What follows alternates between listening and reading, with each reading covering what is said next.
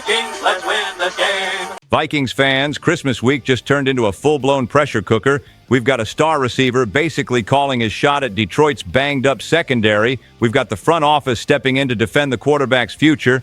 And we've still got the QB room trying to hold itself together with a backup starting under a national spotlight. On top of that, the run game might get thinner at the worst time. And then there's that heavy, franchise-level decision hanging over a legendary veteran on defense. Stick around because the last one hits anyone who lives and breathes Vikings football. But before we get into it, real quick with me here, subscribe to the channel. It is completely free and helps us a ton to keep bringing Vikings news every single day. And drop a comment telling us what you expect from this game and from the rest of the season. This is straight-up Bleacher Talk. All right, here's the first thing that jumped off the page to me. Justin Jefferson just sent Detroit a pretty blunt message, and it sounds like he's ready to make Christmas loud. He talked about how the Lions' secondary always seems to be banged up late in the year. Then he basically said, "That changes nothing for us." That's the mindset you want from your superstar. No fear, no excuses, no waiting around for the opponent to get healthy. He also flat out acknowledged what everybody already knows. The attention is going to be on number 18 for most of the game. And Jefferson's point was simple. If they tilt the coverage to him, everyone else has to eat on those one-on-ones. That's the part that gets me excited because it's a challenge to the whole offense. Then he went full aggressive mode and you could hear it in the tone. He talked about throwing it up and going to get it. That's not polite. That's a warning. And here's the twist that makes it even more intense. The quarterback trying to take advantage of those matchups won't be J.J. McCarthy. Kevin O'Connell announced McCarthy is out for Christmas Day with that very small hairline fracture in his right hand. So rookie backup Max Brosmer gets the start. O'Connell didn't hide the emotion either. He called it a bummer. He's been enjoying coaching McCarthy through the moments where things started to click. And with the season already out of playoff reach, that sting still matters. Development is the whole point right now. Then you've got Kwesi Adolfo-Mensah stepping in with the bigger picture voice. He said he's seen real growth. He's also intentionally keeping his dialogue with McCarthy positive because the outside world will always lean negative. Kwesi even highlighted a specific trait. McCarthy steps up in the pocket instead of bailing out when pressure shows up. That's a real quarterback habit.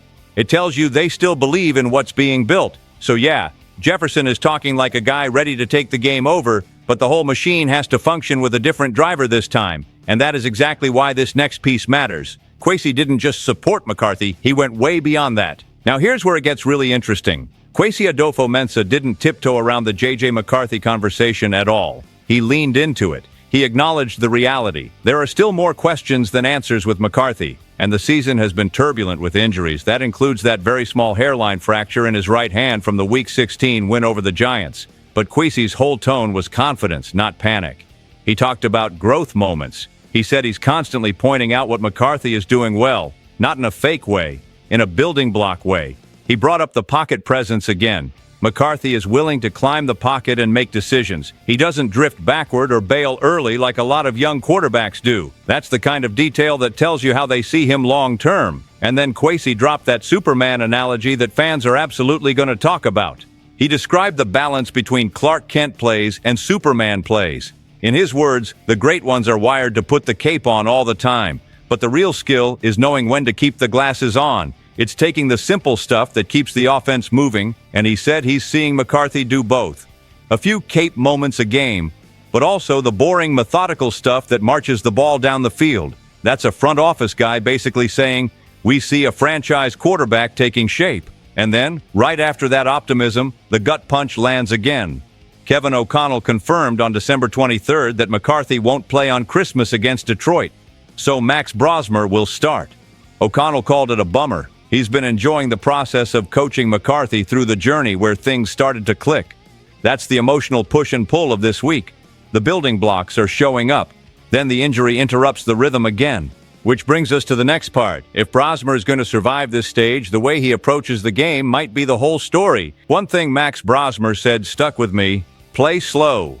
That's what he keeps repeating going into his second career start, and it's happening on Christmas against the Lions inside US Bank Stadium. I actually like that, because young quarterbacks who try to play fast usually end up playing reckless. The reads don't settle, the feet get frantic, and one mistake turns into three. The setup is clear. Brosmer came in during the second half against the Giants after J.J. McCarthy went down, and the game was tight at 13-10.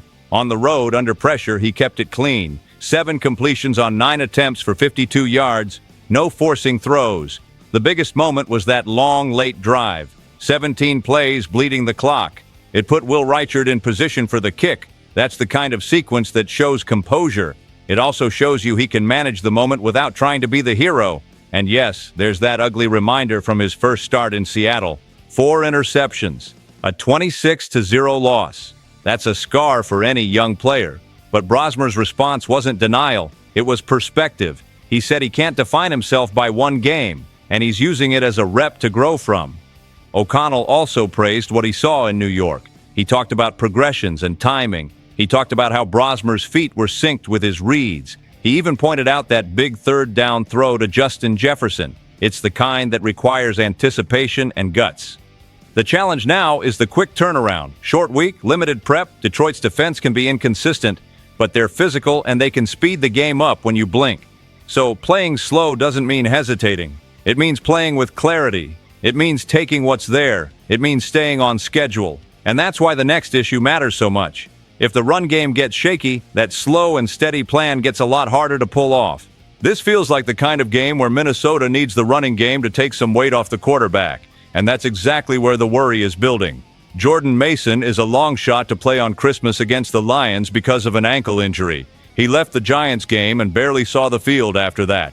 4 snaps. That's it. And when you're on a short week, that kind of injury usually doesn't magically disappear. Minnesota hasn't officially slammed the door, but the team elevated Ty Chandler from the practice squad. That tells you they're preparing for a thinner backfield. If Mason can't go, the ripple effect is obvious. Max Brosmer is starting, and the ideal plan is to lean on balance. Control the clock. Avoid living in third and long. But if the running back rotation turns into a patchwork, Detroit can sit on the pass. They can force Brosmer to do more than you want from a young backup on a national stage. That's where games go sideways. Aaron Jones becomes the centerpiece, and he can handle a lot.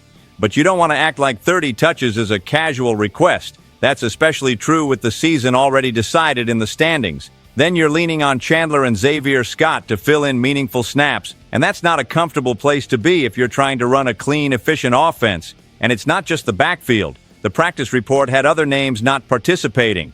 That includes T.J. Hawkinson, plus offensive line issues. That's how an offense gets squeezed. Less protection, less rhythm, more pressure on the quarterback. If Mason is out, I expect O'Connell to lean harder into motion. I expect quick game concepts, screens, and short throws that function like runs. It has to be smart and physical. It can't be desperate, because the next story isn't about Thursday's game plan at all. It's about identity. It's about leadership. It's about a name that's been stitched into this franchise for a long time. All right, take a breath. This one isn't just a roster note. It's an identity question. Harrison Smith's future is suddenly sitting right in the middle of the conversation. And that's the kind of thing that hits hard if you live and breathe Vikings football.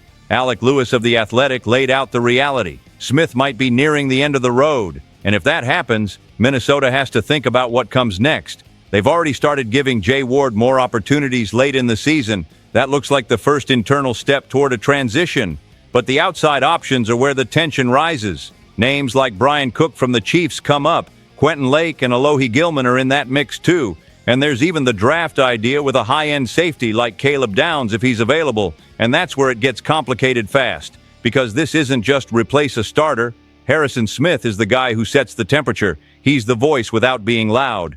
He's the defender who keeps things aligned when the game gets chaotic. Thinking about after the hitman leaves a weird, empty feeling. You can't just plug that into a depth chart and move on. Then there's the money side. Cap concerns for 2026 get mentioned. Possible tough decisions elsewhere get mentioned too, and people start wondering what the front office will prioritize. But Smith's case isn't as simple as cut him and save a ton. His deal is manageable, and the bigger question is whether he wants to keep doing this. Does he still want to step onto frozen turf and play that brand of football? If he chooses to walk away, the locker room loses a rare kind of leadership. And if the Vikings try to replace him with an expensive free agent, that changes how the entire roster is built. That's why this topic feels heavier than the rest. It's not just about the next game, it's about the next era. You can feel how all of this ties together. Justin Jefferson is talking like a superstar who's ready to punish a wounded secondary. But the quarterback situation is still a juggling act on Christmas week. Kwesi Adofo-Mensah is publicly backing J.J. McCarthy with real specifics. He even used that Clark Kent and Superman balance to explain what he's seeing. Max Brosmer is being asked to play slow under the brightest lights. And that plan gets tougher if Jordan Mason can't go and the run game thins out. Then you stack all of that on top of the weight around Harrison Smith's future, and it hits different. Here's my bold take. The Vikings aren't just finishing a season right now. They're showing you what kind of organization they want to be when things get uncomfortable. If mistakes happen, let them happen with fight. Let them happen with pride. Defend the North even when the scoreboard doesn't cooperate. And I want to hear from you. Drop a comment. This space belongs to everyone who lives and breathes Vikings football. Tell me what you would change as you look ahead to 2026. Stay tuned. SKOL Vikings, let's go.